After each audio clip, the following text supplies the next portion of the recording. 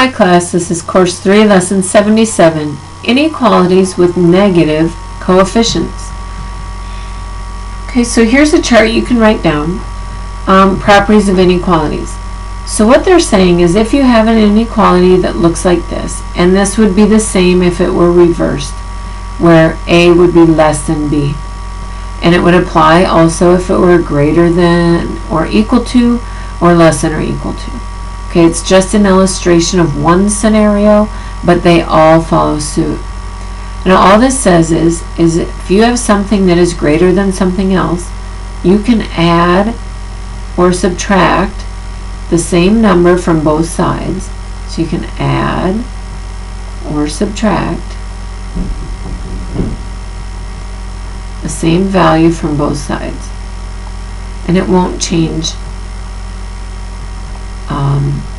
your inequality. And you know that because you've done problems like that before. Here, this is new information. Well, this box is not. This is saying that if you have an inequality and you multiply by a positive number or you divide by a positive number, that'll be okay. You don't have to do anything. It's just still going to be a true inequality. So we can multiply or divide a positive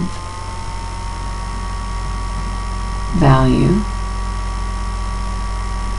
from both sides, and it won't make any changes to our inequality. However, this is the piece that is important for you to learn. This is the new information. If you multiply or divide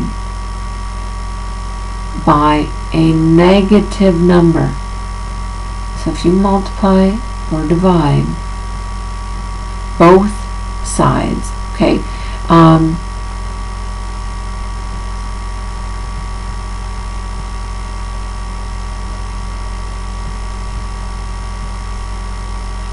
okay, so if you multiply or divide both sides by a negative number, so if you're a coefficient, and we'll do a couple examples like that. If your coefficient is negative and you need to get rid of or eliminate that negative value, and you need to multiply or divide by a negative, then you must reverse the inequality.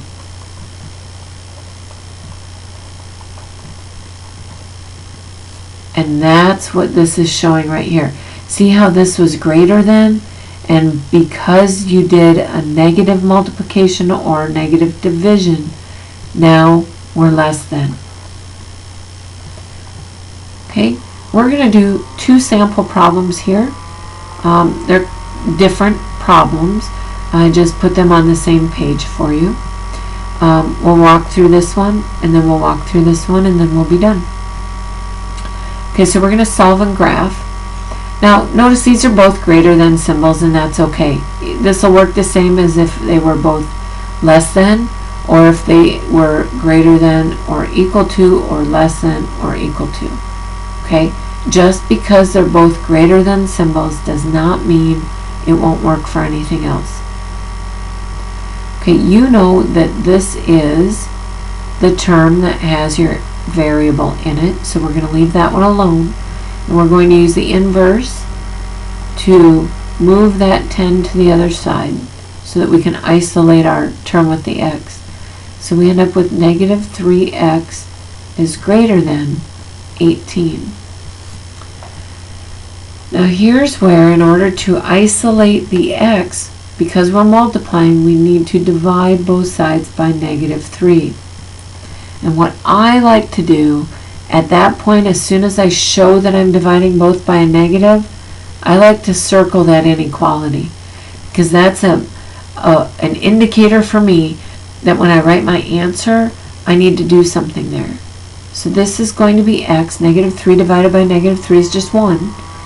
But then I need to reverse that. So now it's less than, and 18 divided by negative 3 is negative 6. So there's my solution, and now I need to graph it. So I draw a number line, maybe I'll put a 0 here, and I'll put a negative 6 here.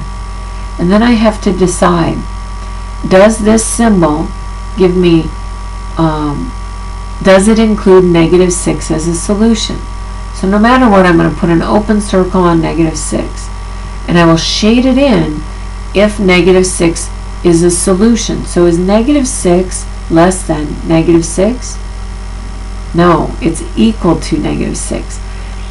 If we had that equal to one of these two symbols, we would shade it in, indicating that we include that point as a solution, but we don't include it, so we don't shade it. So now where are the values so that when we select them for x, they are less than negative 6?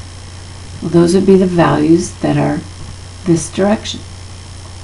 And that's finished. I can check this too, by the way. I could pick a value that is out here, like negative 10, and substitute that in there. So it's negative 3 times negative 10 minus 10. Let's just simplify that side. So this is 30 minus 10, that's 20.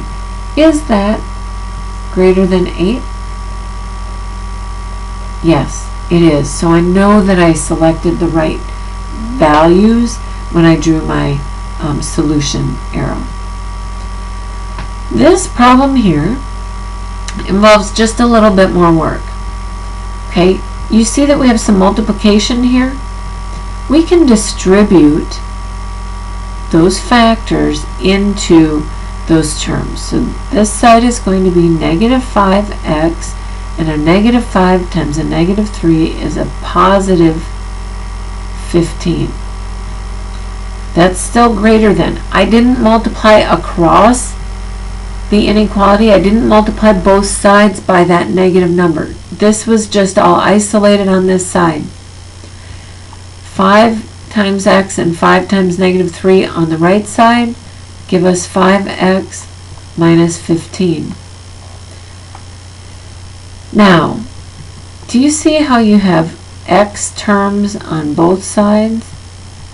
Well, I don't want them on both sides, so I want them all on one side or the other. At this point, you can look at this and say, hey, if I add these 5x over here, I'm not going to have a negative coefficient. If you subtract over here, you will. I'm going to subtract just so that we have a little bit more practice. Okay. Now, the purpose of subtracting the x terms, normally we would leave the x terms until last, but I need to get all the x terms on one side and all the non-x terms on the other side. So I'm going to have to do this sooner or later. I just wanted to do that one first. So here we have negative 5x minus 5x.